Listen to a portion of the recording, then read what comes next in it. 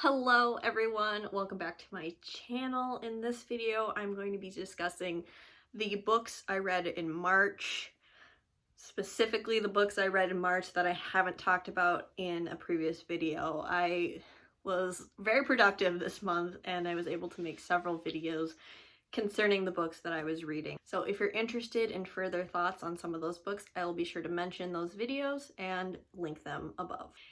These are all the books I read in March. Hopefully I will go through these rather quickly, except for the ones that you don't know about yet. So, in my reread category, I was able to read several things.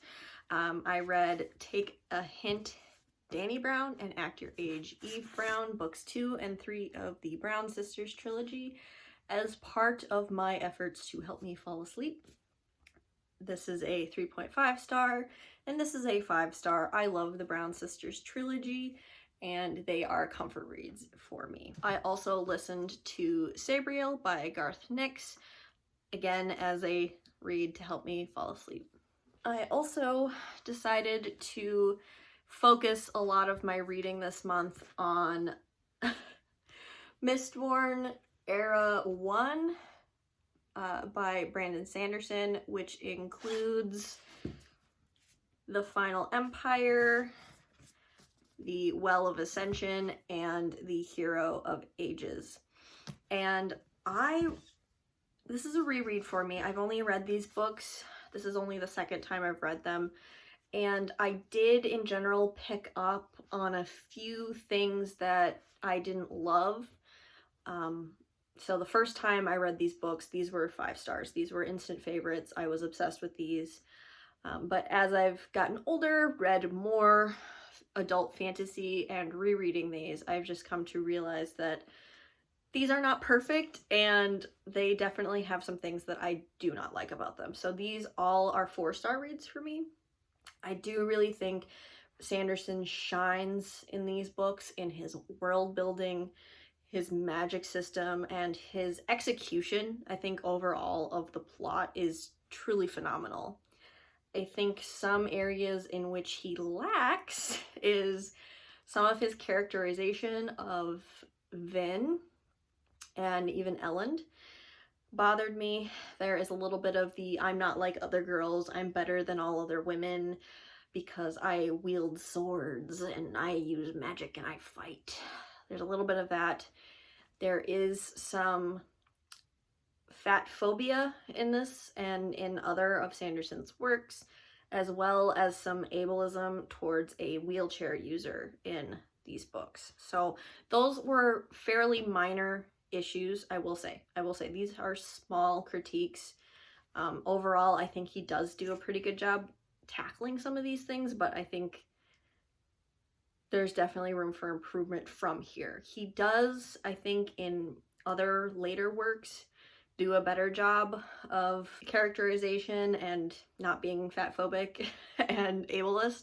So those are just some of my thoughts on this. I still really enjoyed my time rereading in terms of plot and world building and magic system with these. Next, I will mention the books I read for my March physical TBR reading challenge that I did. I was able to complete these guys. So I read House in the Cerulean Sea by TJ Klune in its entirety, and I tabbed the crap out of this. This is another reread for me, 5 stars. I managed to read the, not the entirety, but the majority of Sword Stone Table, Old Legends, New Voices, edited by Swampna Krishna and Jen Northington. This is a collection of short stories. I gave the overall collection 3 stars. And I was able to read one essay in this essay collection by Marta Russell, edited by Keith Rosenthal, from Capitalism and Disability. So all of my thoughts on these books are in that video, which I will have linked above. And let's talk about the romance. The first romance book I'm going to talk about really quickly is The Matzo Ball by Jean Meltzer.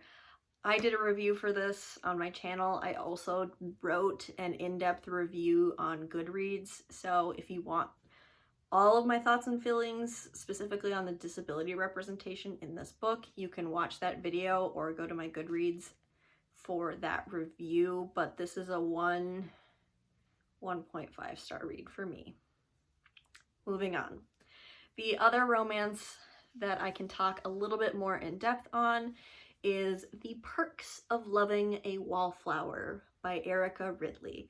And I picked this up because there's two ladies on the cover. And so this is a sapphic historical romance featuring a woman in high society named Philippa York, and she is considered a blue stocking, which is basically a well-educated, scholarly woman.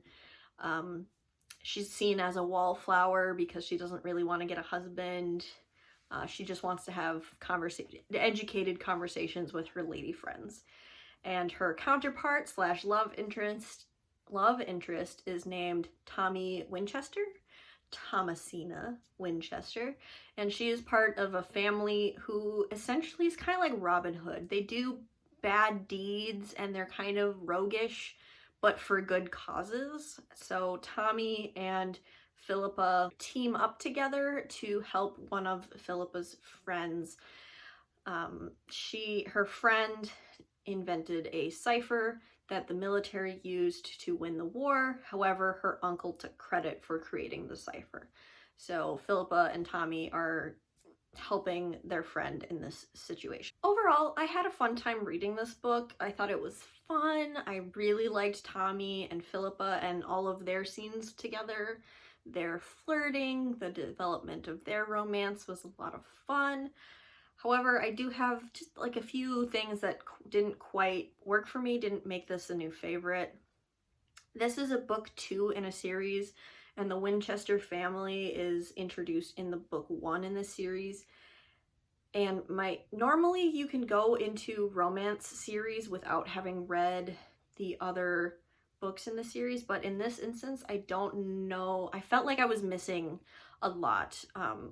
Tommy thinks about how the first time she met Philippa was in book 1, so I would have loved to see that scene in this book.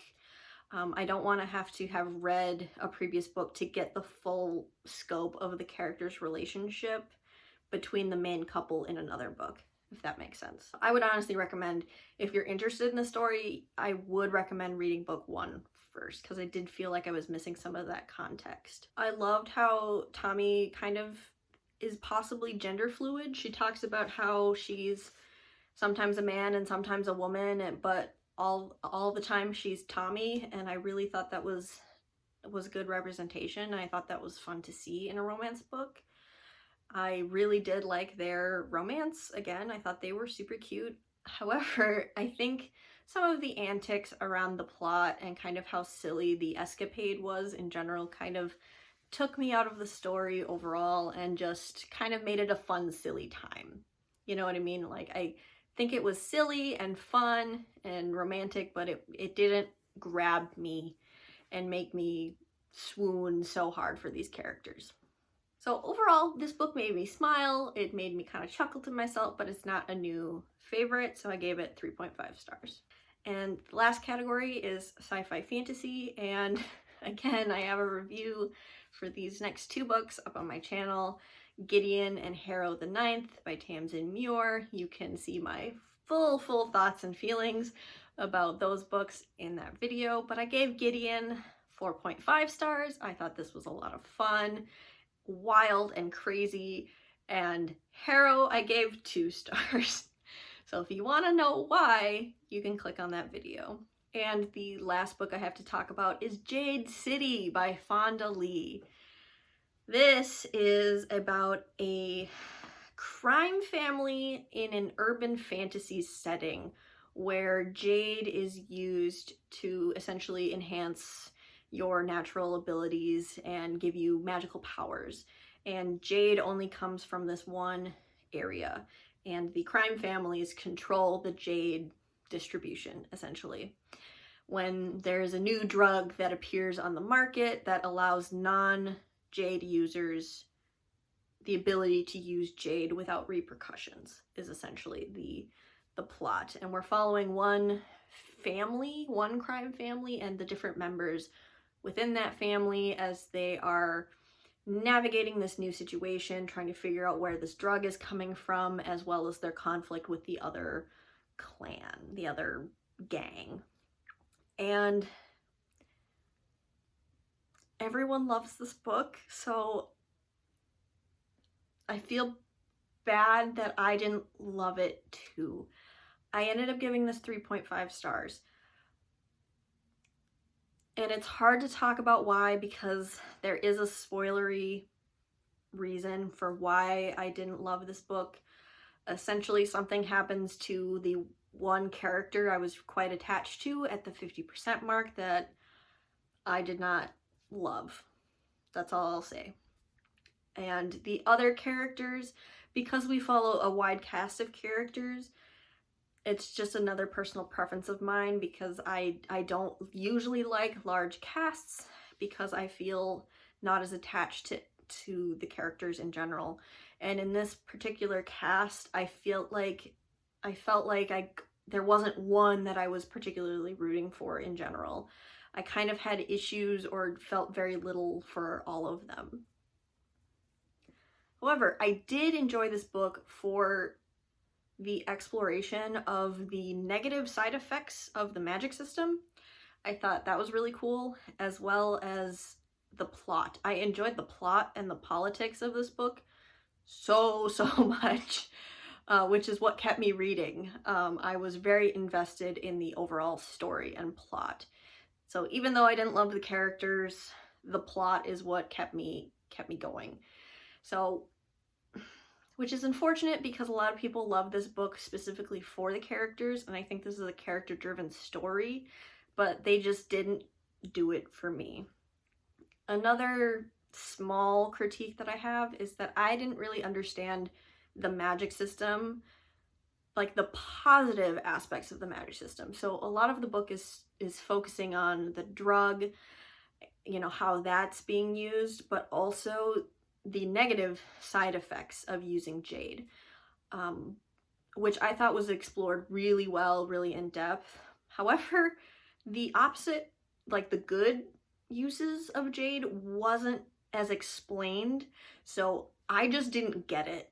I didn't get what the use of jade was, other than, okay, it sounds like it just enhances your speed and your strength and that kind of thing. I didn't really understand the scope of the magic system in that way.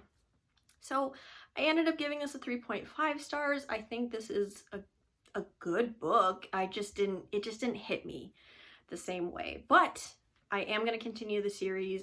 I do see a lot of potential with these characters. So maybe I didn't like them in book 1, but through their arcs in the next 2 books, I hope that I will be growing really attached to them and continuing to love this plot. I really want to know what happens in general in terms of plot. I am about 40% into a nonfiction work called The Black Jacobins, and unfortunately it was returned to the library before I could finish it.